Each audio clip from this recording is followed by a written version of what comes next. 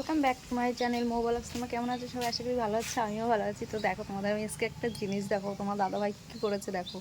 তোমাদের দাদাভাই দেখো কলটাকে ভেঙে ফেলেছে, দেখেছো?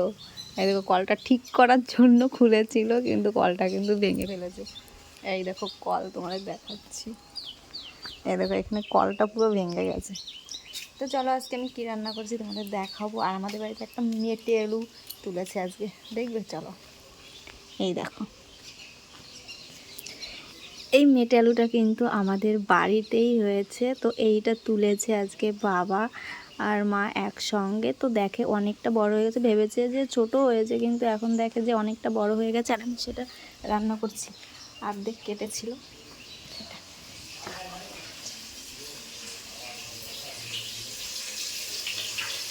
এই দেখো এখানে হচ্ছে রুই মাছ, এই যে আমি ভাজছি, আর এইখানে কটা ভাজা হয়ে গেছে। আর এই দেখো আমি মেটে আলু ভাপিয়েছি, একটু হালকা একটু গরম জলে সিদ্ধ করেছি হলুদ দিয়ে। আর একটা মাছ এনেছে, এই দেখো এটা হচ্ছে লাঠা মাছ এনেছে।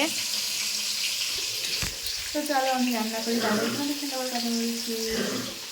তো গাইজ এখানে মা করছে রান্না, যেহেতু আমাকে রান্নাটা করতে দেয়নি, মা বললো যে তুমি যাও আমি রান্নাটা করছি। তারপরে ভাবলাম যে মা যখন এখানে রান্না করছে আমি এইখানে জানলাগুলো মুছে নিই, কারণ জানলাগুলোয় প্রচণ্ড পরিমাণে ধুলো পড়ে গেছিলো।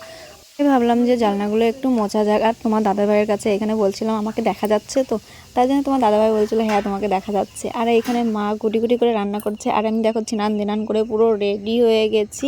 আর দেখো তারপরে বিকালবেলা চলে এসেছি, কারণ আমি সারাদিন আর ভিডিও করতে পারিনি। বিকালবেলা চলে এসেছি হচ্ছে ঘরটা ঝাড় দিতে। আর আমার ছেলেও কিন্তু স্কুল থেকে চলে এসছে, এই দেখো। আর বিছনার উপরে চারিদিকে শুধু ওর জামাকাপড় বেছানো আছে, কারণ ও স্কুল থেকে আসলে মনে হচ্ছে রাজা হয়ে যায়, ওর মতন রাজা আর কেউ নেই। ও একবারে মহারাজা, খাটের উপরে এখানে একটা ওইখানে একটা ছুঁড়ে ফেলে দেবে। ওর মা আছে গোছানোর জন্য। এখন খাচ্ছে ভাত, কারণ স্কুল থেকে ভাত খেয়ে আসেনি। ওকে যতই বলো যে স্কুল থেকে ভাত খেয়ে আসবে, ও খাবে না।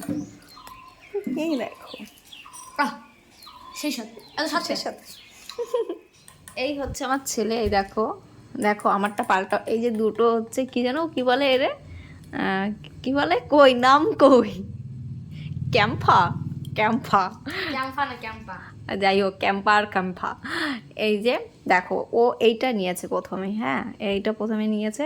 আর এখন আমি যে ওইটা নিয়েছি ওইটা আমার কাছ থেকে নিয়ে নিয়েছে। বলছে কি, বলছে যে তুমি একটু খেয়েছো না, তার থেকে আমি তোমার ওইটার থেকে একটু খাবো, তারপরে তোমারে দেবো। তাহলে বোঝো খাইয়ে পড়িয়ে আমি কাকে মানুষ করছি।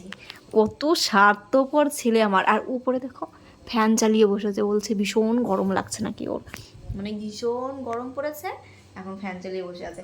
মুখে দিবি না কিন্তু, মুখে দিলে কিন্তু আমি খাবো না, বলে দিলাম। মুখে দাও, আমি খাবো না। আমিও খাবো না এটা, তুমি ওটা খাও, আমি এটা খাচ্ছি। ঠিক আছে যাও, আমি এটাই খাই। ঠিক আছে চলো তোমাদের সাথে। এখানে দেখো আলু সিদ্ধ করা হয়ে গেছে, তো কি বানাবো চলো দেখো। ফুচকা ফুচকা আমরা ফুচকা বানাচ্ছি, ফুচকা খাবো। দেখো ওই দেখো মা ভাজছে, এখানে মা ভাজছে ফুচকা। তো দোকানে ফুচকা এনেছে, ভাবলাম যে সবাই কেনা ফুচকা খায়, তো চলো আমরা বাড়িতে আজকে ট্রাই করি যে কেনা ফুচকাগুলো কেমন লাগে বাড়িতে। তো এখানে আলু সিদ্ধ টিদ্ধ দিয়ে রেখেছিল মা, তারপরে মা এখানে ভাজছে আর আমি আলু সিদ্ধগুলো মেখে নিচ্ছিলাম। তো তারপরে দেখলাম যে হ্যাঁ ভালোই ফোলে ফুচকাগুলো। কোনো মানে কী বলতো, কেনা ফুচকার থেকেও আমরা যে বাজারে কিনে খাই যে ফুচকাগুলো, তার থেকেও ভীষণ ভালো খেতে। আর ফলেও খুব সুন্দর, দেখেছো এখন হচ্ছে ফুটবলের মতন হয়ে গেছে ফুচকাগুলো। আর যে কটা ছিল অনেকগুলোই ভেজেছিল, কারণ বাড়িতে অনেক লোক আছে।